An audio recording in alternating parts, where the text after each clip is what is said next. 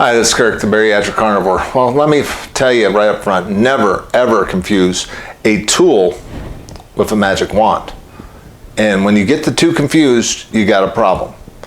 Now, before I start, please realize that I'm not trying to shame anybody that is just joining this channel and they're in poor metabolic health, they may be overweight, they may have serious problems. Look, just because you have a problem doesn't necessarily mean it was your fault.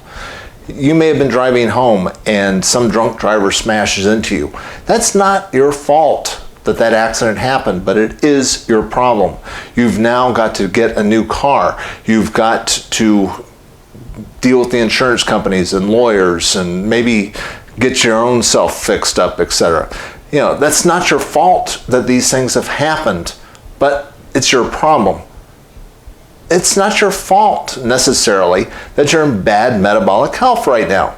You may have believed the government. You may have believed the media. You may have believed some celebrity influencer. You may have believed big pharma, you know, whoever, but, you know, or certainly the lies of big food. And if you bought into all those different lies and you found yourself in poor metabolic health, you know, you've got a problem, but it's not necessarily your fault. So let's talk about some of the tools that we talk about in this channel and why people make a mistake of confusing it with a magic wand. Biggest one, the first time I really came to this conclusion was when I was looking into bariatric surgery about 10 years ago, and I was trying desperately to lose weight to preserve my eyesight. I realized that calorie restriction was no longer working. I did not know about low carb at that time, but I did know, I found out that bariatric surgery had about a 70% success rate, but you know, calorie restriction was less than 2%. So I started looking very seriously at bariatric surgery, and one of the questions that I had was, how do you get 70% of your stomach cut out and you still don't lose weight? 30% of the people that are having the surgery are not succeeding. What's the difference? Why are they having a problem? And it turns out that those people thought that bariatric surgery was a magic wand. They thought that, you know, the surgeon was going to wave their wand over their stomach, they'd have the surgery, and they would miraculously lose weight, even though they were eating the same horrible foods that they were eating before. And it doesn't work that way. It is a tool to help you lose weight. It helps give your body a major hormonal reset. Your hunger hormones go away. It's a very powerful tool that can help you lose tremendous amounts of weight fairly quickly. And if you utilize it well and you eat the proteins and you make the lifestyle changes that go along with it, you're going to get all this renewed health and give you a new lease on life. It is a very powerful tool, not a magic wand. So if you utilize it as a tool, not as a wand, you got a good chance of succeeding. And you can maintain your lean muscle tissue. Too many people that go into bariatric surgery and they look at it like the magic wand thing. They don't emphasize the protein, they don't do the exercise, and they lose a lot of weight, but they also lose a lot of muscle, and they lose a lot of bone and other tissue that is very difficult to rebuild, particularly after the age of 30. So don't confuse a tool with a magic wand. Another tool that people often get confused are pharmaceuticals. Look, a GLP-1 and like Wegovy or something like that, one of these weight loss drugs, if you look at it as a tool, it is a very powerful tool that can help you during a transition. When you were, look, for 20% of this country, they're going to get addicted to ultra-processed foods. They are designed to addict you. They're like alcohol to an alcoholic, or cocaine to a cocaine addict. You're gonna, if you utilize it, take it for so long, you're gonna get addicted to it, and you're gonna go through withdrawals trying to get off of it. And a good drug like, one of these new weight loss drugs can really help you get over that hump during the transition period. And if you utilize it for a few months to help you with the appetite reduction and you incorporate lifestyle changes along with it, you can utilize it as a tool to help you jumpstart your weight loss journey. That can be a good thing, and I'm not automatically against it, but boy, when you utilize it long term and you look at the current study results, the people that are on it for years and years and years are losing almost half the weight they lose is lean tissue and bone and stuff like that. That's actually going to cause some serious problems down the road. So don't confuse weight loss with getting healthy. They are two different things. Weight loss, good weight loss, where you're maintaining your lean tissue is a good thing. I'm all in favor of it. But when you're losing lean tissue, you got problems. So utilize the tools effectively. And while you're thinking about it, pharmaceuticals, when you really think about it, they're sold as magic wands, but they really should be sold as tools. If your doctor thinks that you need an antidepressant, can I strongly suggest you get Dr. Georgia Eads' book on how to heal your brain utilizing diet, and do that, and talk to your doctor about saying, okay, let's just go 3 months on the antidepressants while I make the requisite lifestyle changes so I'm not on these things for longer than they've been tested for, which kind of makes sense. I mean, how often do you have a discussion with your doctor about, hey, what's the benchmark? What am I trying to get with this drug? And do I want to be taking it for the rest of my life? If you went into a discussion with your doctor saying, hey, I can't sleep, and they want to give you Ambien, it's like, okay, how about doing it for a couple of weeks to see if we get the sleep cycle back into sync, and then discontinue the drug? Think about it this way. I mean, if you break your ankle, you do not stay in that cast and use a crutch for the rest of your life. You only utilize it until it's been healed and they can take the cast off and you can throw away the crutch. Think of pharmaceuticals the same way. That's the way I approached it when I quit all my medications, and I did it badly, and I kind of did it by myself. That was not the way to do it. But frankly, at that time, I didn't know any other way. So I quit all the drugs, I quit alcohol, I quit everything all at one time. And as a result, my blood pressure went through the roof. I mean, it was like 218. I mean, it was really bad. So I needed a pharmaceutical crutch to help get me over the hump.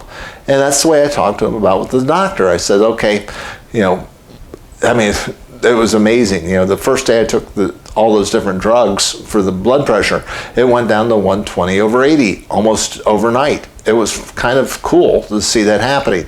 But what I had talked to him about was, okay, what are the benchmarks? When can I start reducing the amounts? And gradually weaned off of them over the course of 6 months, and finally go from 40 milligrams, 20 milligrams, 2.5 to finally done. Now my blood pressure's at 120/80 on a regular basis. That's what you want. You want to utilize those drugs as tools to help get you to a certain end. What lifestyle things do I need to do in order to help aid the pharmaceutical agent to get me stronger so that I no longer need the drug? The drug is not a magic wand. It is a tool to help you get to a certain endpoint, and they ought to be treated as such, but they're not. Right now, every darn doctor thinks that their prescription pad is a damn magic wand instead of a tool to help get their patients better. They're not giving them the lifestyle advice that they need in order to get off of those drugs. And that is creating serious problems, and it creates a bad relationship with your doctor, as far as I'm concerned. So, it's kind of like when I went to the heart hospital a month and a half ago. I had a blood clot in the lungs. Okay, that was a serious issue. My resting heart rate was 150 beats a minute. Okay, I've got issues. My heart was under tremendous strain for several days. It got fixed they prescribed me a whole host of medications, afterwards, something, antidiuretic to help get rid of a lot of the fluid, calcium channel blocker to help keep the heart in rhythm, etc. Okay, I'm willing to take it for a short period of time as a crutch to help get me, over this hump, because my heart went through a lot of trauma, but I'm not willing to stay on them for the rest of my life.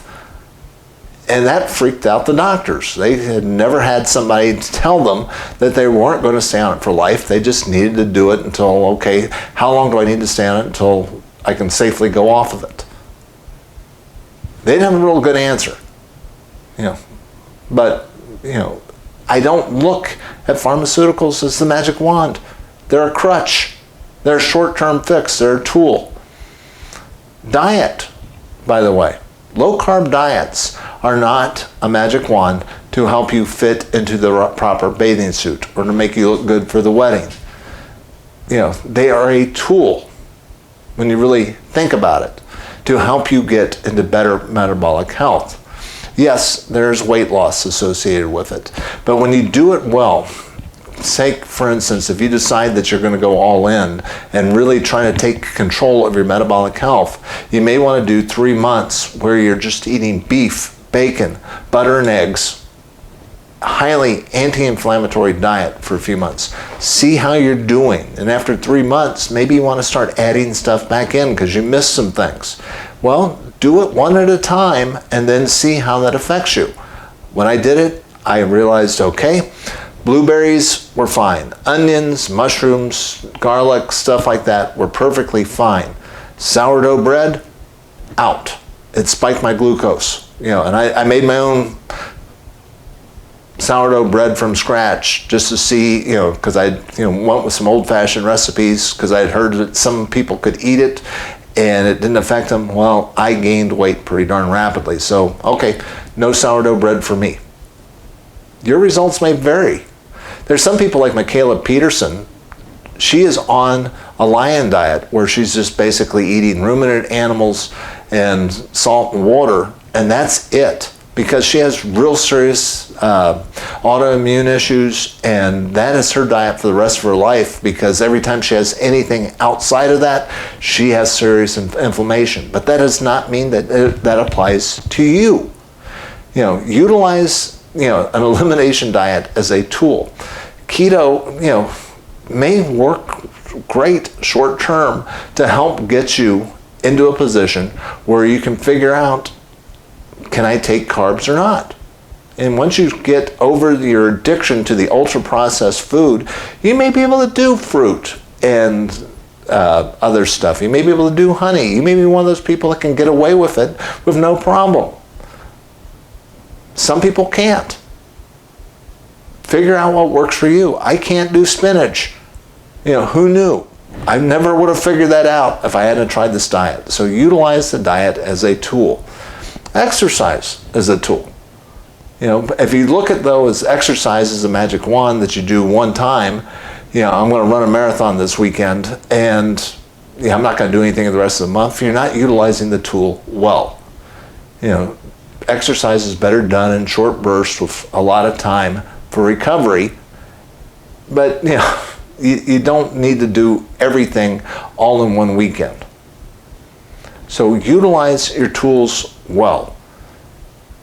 Get out of the idea that there's going to be a magic wand that somebody's going to wave over you and fix all your problems. It's not going to work. Never confuse a tool with a magic wand. And this is Kirk, the Bariatric Carnivore. If you like this message, please hit like, subscribe, join this channel. That helps me get this word out to even more people. And I appreciate everybody's support that has been part of this channel. I've been getting some really great comments and some nice emails. And I'll keep up doing my messages a couple of times a week if you keep sharing them with other folks. I will talk to you again soon.